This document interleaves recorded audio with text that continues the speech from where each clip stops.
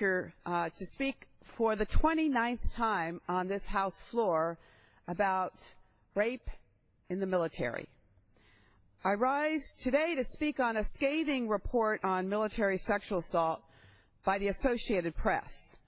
Sexual assault scandals exposed by the press are the new norm for the military, but this damning report offers us a window into the gross mishandling of sexual assault at the hands of the chain of command on a massive scale. This weekend, a deluge of sex crimes reports in Japan have been revealed, thanks not to the military disclosing them, but to the Associated Press through FOIA requests. The data reveal how broken the military scales of justice truly are and offer a rare glimpse into how reports of sexual assault are handled. Many of these stories involve commanders that undermined investigations, refused to bring a case to court-martial, or overturned a case after a jury had found the perpetrator guilty and sentenced them to jail. Of the 1,000 reports, punishments were wildly inconsistent, and of the suspects determined to be guilty, 2/3 of them spent no time in jail at all. In more than 30 cases, a letter of reprimand was the only punishment.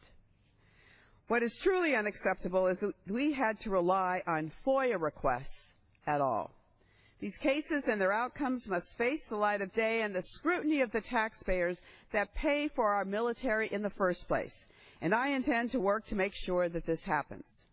What is clear from these cases is that commanders are part of the problem, not the solutions. Commanders often decide to not move forward with court-martials, but when they did, even with DNA evidence and tape-recorded confessions of rape, the predators were typically given mild punishments after pleading to lesser offenses. In the culture of the military, the rules simply don't apply. Commanders also lessened numerous punishments unilaterally, and 2 cases threw out guilty verdicts and punishments completely. Among the most disturbing stories in the AP analysis was about a doctor at a health clinic at the Naval Air Facility near Tokyo. Airman Tina Wilson went to the clinic in 2008 to have a dressing changed following surgery on her tailbone by the doctor, Lieutenant Commander Anthony L. Velasquez. Decided it was perfectly okay to slip his hand down the front of her panties and then have the nerve to give her a smile and a wink as she walked to the door. Wilson complained, an investigation was started, and 3 other women also reported the doctor had touched them inappropriately. But after 10 months, the investigation was closed with no action taken, according to an NCIS document on the investigation obtained by the AP. The story gets even more disgusting. 2 years later, the Navy finally filed charges against the doctor after more than 25 women reported he touched them too. But guess what? Most of the charges were dropped under a plea deal, and the doctor served just a week in the brig. He was dismissed and thankfully stripped of his license, but Velasquez could have been stopped years before. Instead, he was allowed to carry on his lewd behavior and scar so many more victims. Airman Tina Wilson left the Navy, distraught over how the case was handled, according to the AP analysis. This is another of the thousands of tragedies of how sexual assault victims are treated in the military justice system.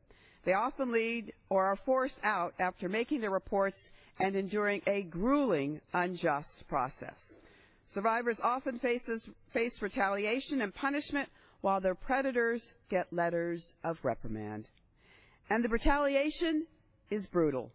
Survivors are debased, humiliated, and then discharged by the military they so proudly served because another service member raped them or sexually assaulted them. As we know, there are an estimated 26,000 sexual assaults a year in the military. But reporting is low, court-martials are rare, and the conviction rate is less than 1%. This is the result of a legal system beholden to the chain of command that some are bent on protecting. It is time to pass the STOP Act and bring back justice for all service members, especially victims. When will we stop protecting the predators? I yield back.